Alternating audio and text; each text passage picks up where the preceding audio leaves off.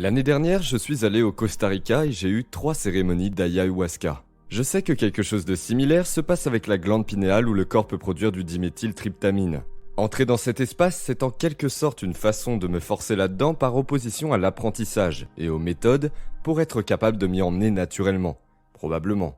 Bien. Oui, je retrouve dans cette cérémonie beaucoup d'éléments que vous décrivez. Tout à fait. De tout ce que vous avez dit à présent, j'en ressens plusieurs, à savoir la plénitude, le retour à l'espèce. Je vois les êtres humains et me dis que l'on doit se préoccuper les uns des autres. C'est le plus important. Je vois ma mort et ma dissolution, toutes ces choses.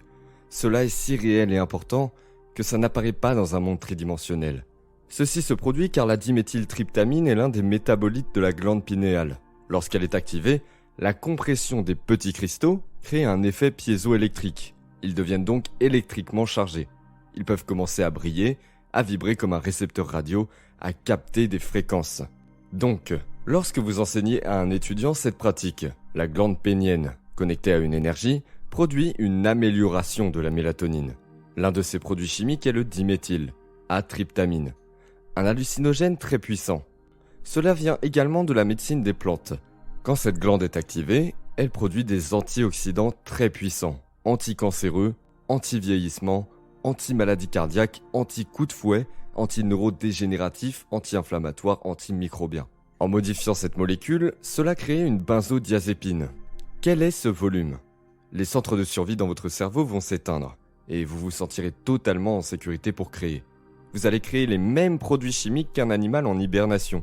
Pas de libido, pas d'appétit, pas de préoccupation pour l'environnement.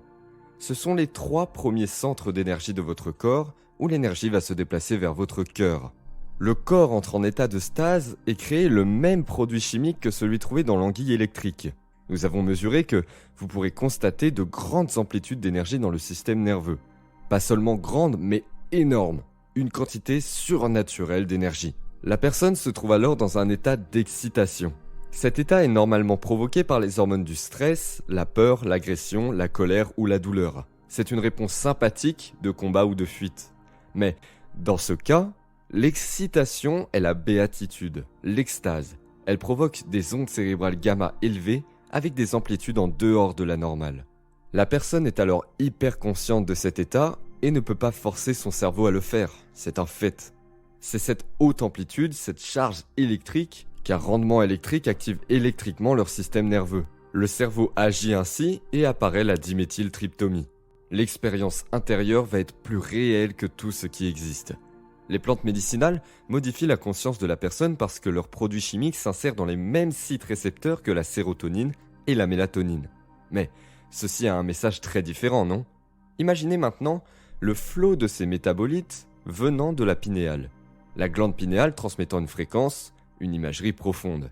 Donc, vous êtes d'accord que si la personne a une expérience intérieure, cette expérience profonde enrichit le cerveau.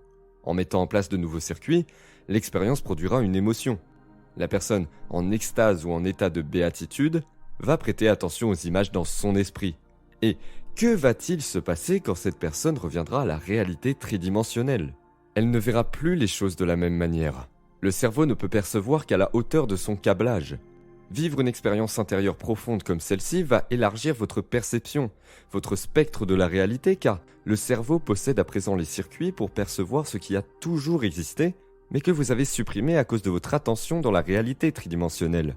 Le cerveau commence à changer à partir d'une expérience intérieure.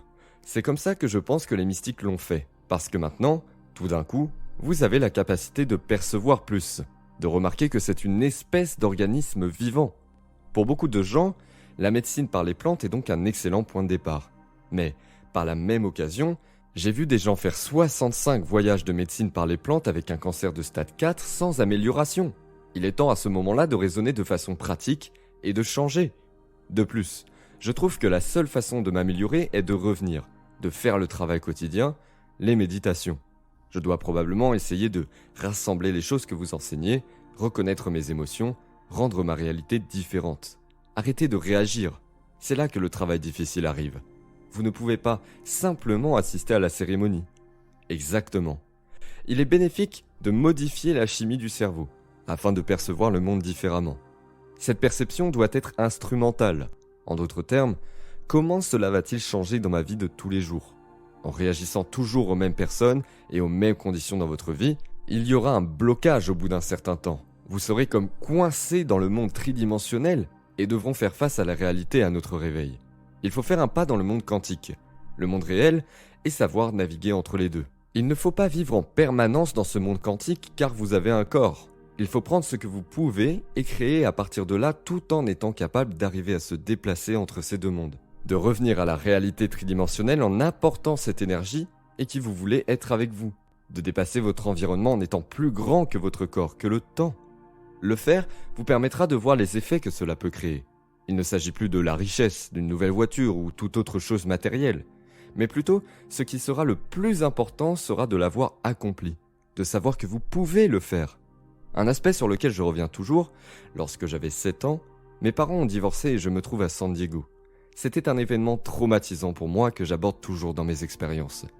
Joe, plus je vous écoute parler de votre travail, plus je me dis que ce n'est peut-être pas vrai parce que, comme vous l'avez dit, 50% de nos souvenirs ne sont pas nécessairement vrais.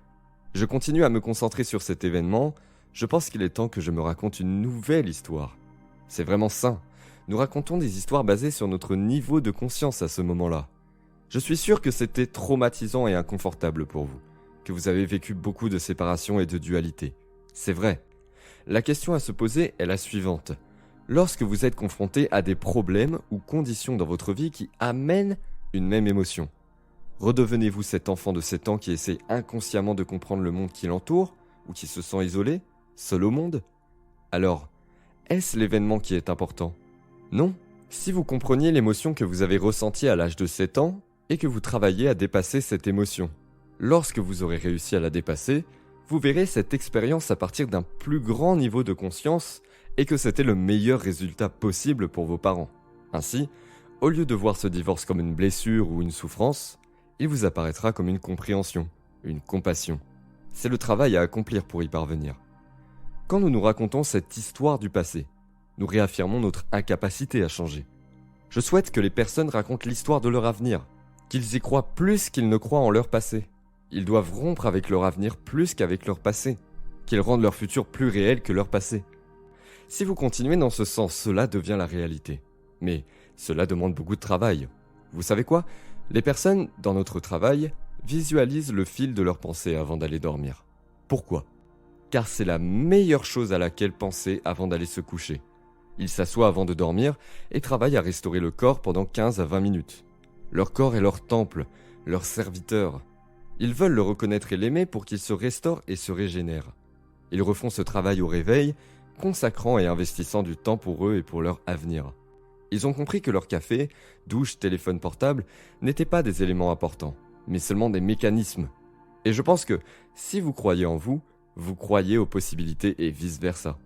Les individus deviennent alors plus ingénieux, se défendent et répètent ce travail sur soi, qu'ils aient 90 ou 92 ans. Vous ne pouvez pas dire à une dame de 90 ans, lors d'un de nos derniers événements, qu'elle a fait son propre film sur l'esprit, non? Vous ne pouvez pas me dire que vous êtes vieux et que vous ne pouvez pas faire de la technologie.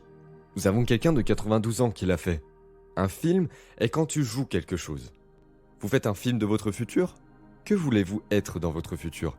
Comme une publicité? Ne vous y perdez pas. Ouvrez votre cœur et mettez-y du vôtre. Restez dans cet état de transe et sachez comment l'exécuter. Lorsque vous êtes en transe, vous êtes plus susceptible à l'information, plus capable de l'accepter, la croire et d'y arriver sans l'analyser. Ce qui sépare l'esprit conscient de l'esprit subconscient est l'esprit analytique. Lorsque vous entrez en état de transe, vous supprimez vos capacités d'analyse et devenez plus influençable. Vous ralentissez vos ondes cérébrales. Que cela signifie-t-il? Que si vous n'analysez pas, vous ne pourrez pas prédire comment cela va se passer. Ce n'est pas déjà arrivé la dernière fois. Pourquoi vais-je permettre cela? Vous n'avez pas le côté critique dans votre esprit qui dit que cela va directement dans le subconscient.